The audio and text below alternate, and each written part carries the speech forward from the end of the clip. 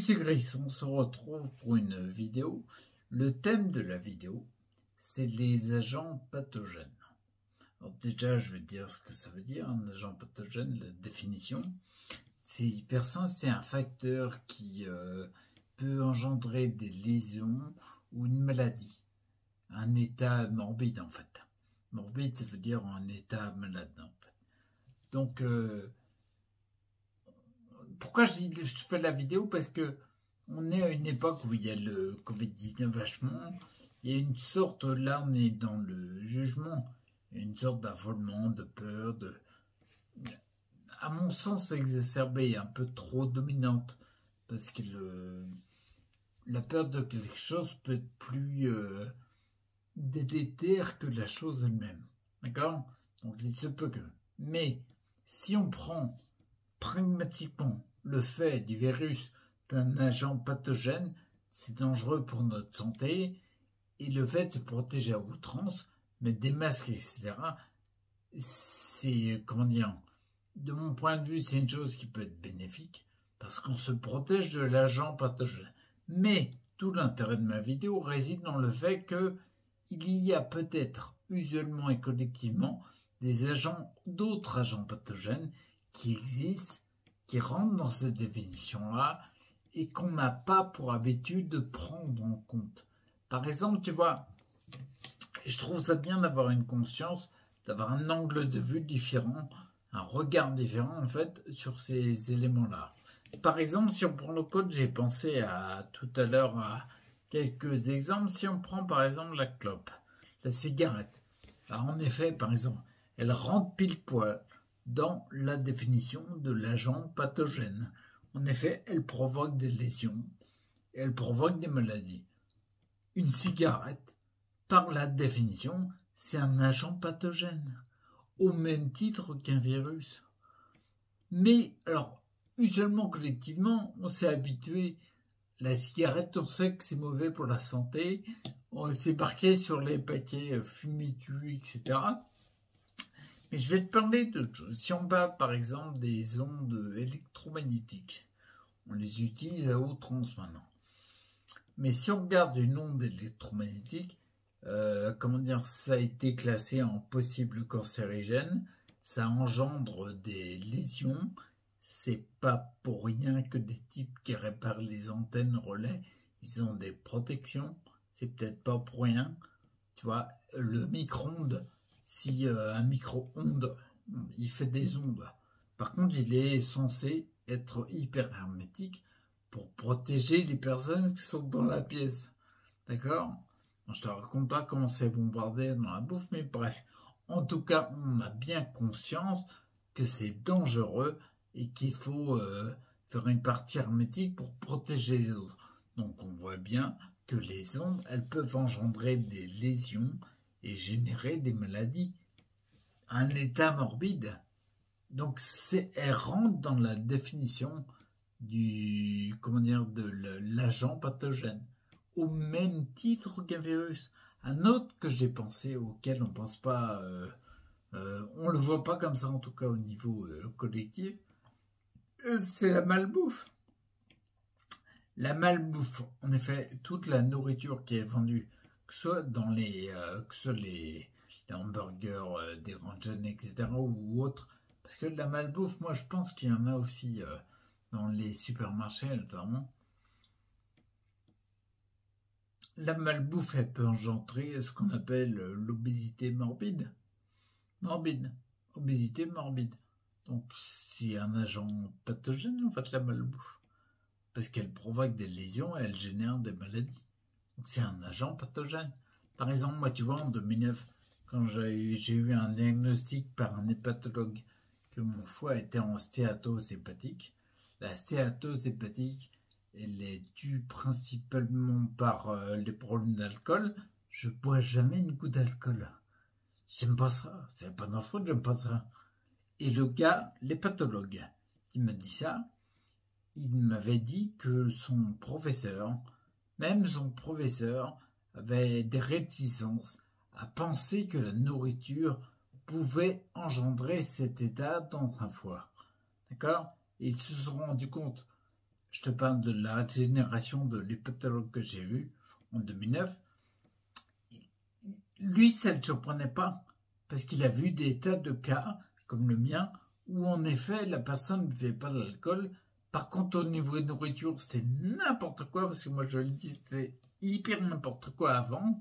Maintenant, non. Mais que je me plaigne pas d'avoir une stéatose des petits.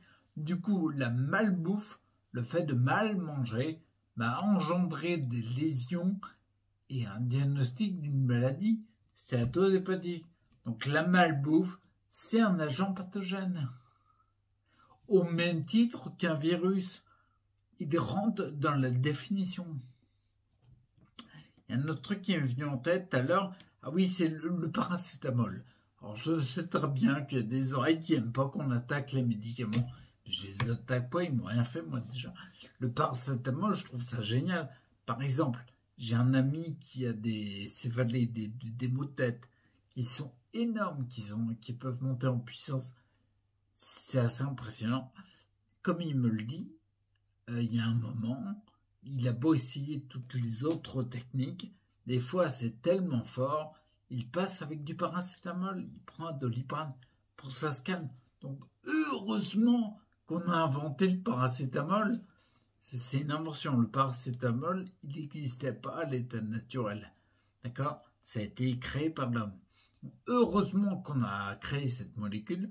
Elle a un objectif très louable, mais ça n'enlève pas le fait qu'elle rentre pile poil dans la définition d'un agent pathogène. Il faut savoir que le paracétamol est devenu le premier responsable des hépatites fulminantes. L'hépatite fulminante, c'est une maladie. Donc il a provoqué, le paracétamol provoque des lésions et engendre des maladies. Il rentre dans la définition. C'est une maladie et l'hépatite fulminante, il faut que tu fasses attention. Parce que, comme ils le disent dans le lien que je te mets dans la description, c'est ah oui, lorsqu'il y a des suspicions d'hépatite fulminante, il faut agir dans les jours, les semaines qui viennent. C'est rapide, c'est très rapide. Donc tu vois, en effet, le paracétamol, il rentre dans les agents pathogènes au même titre qu'un virus. Par contre, là où je voudrais appuyer, je vais conclure là-dessus, la vidéo est assez courte, mais on va rester là-dessus, sur ce format-là.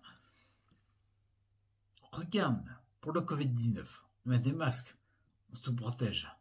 Est-ce que tu te protèges contre la malbouffe? Est-ce que tu te protèges contre les ondes électromagnétiques? Avec ton Wi-Fi allumé en journée, la nuit, tout ça. Est-ce que tu te protèges toi et les enfants, ta famille qui habitent dans la même maison?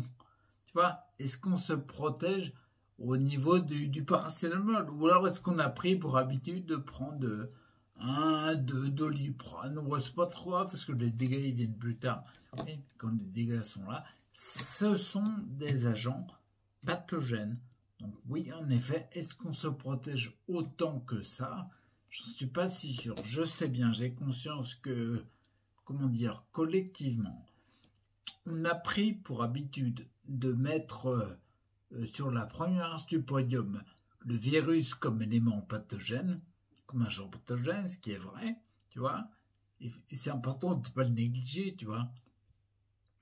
Mais les autres éléments dont j'ai parlé, j'ai jamais vu une information, une publicité qui préconise de se protéger contre les ondes électromagnétiques, par exemple.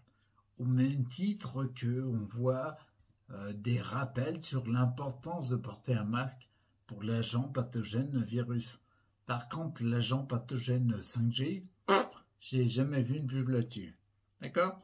Donc, comme au niveau collectif, on a tendance à pas le mettre en avant, au niveau individuel, je pense qu'il est important qu'on élève les consciences là-dessus et qu'on regarde les choses comme elles sont. C'est-à-dire les agents pathogènes, même si c'est gênant, quand tu manges de la nourriture qui est plus catégorisée dans la malbouffe, tu es en contact avec un agent pathogène. Quand tu laisses des ondes électromagnétiques rentrer chez toi dans ta maison 24 heures sur 24, quand tu mets le portable branché en 5G, puis tu le mets dans la poche arrière du jean, tu es en contact énorme avec un agent pathogène. Quand si par exemple tu as pris pour habitude de prendre du Doliprane à outrance dès que tu as un petit mal de tête, c'est un agent pathogène. C'est quelque chose de bénéfique, parce qu'il a un objectif louable, j'insiste là-dessus, mais ça n'enlève pas le fait que c'est un agent pathogène, ok? Donc, élevons nos consciences, parce que c'est vachement important d'élever la conscience. C'est en élevant les consciences individuelles qu'on élèvera la conscience collective. Pas haché, c'est toujours dans cette dimension-là. Par exemple, au niveau collectif, quand on a au niveau collectif pris conscience que la Terre était ronde, avant, il y a eu des prises de conscience individuelles. Ok? Donc, je t'invite à prendre conscience de ça et je te souhaite de rester acteur pour ta santé. C'est le plus important. Allez, ciao!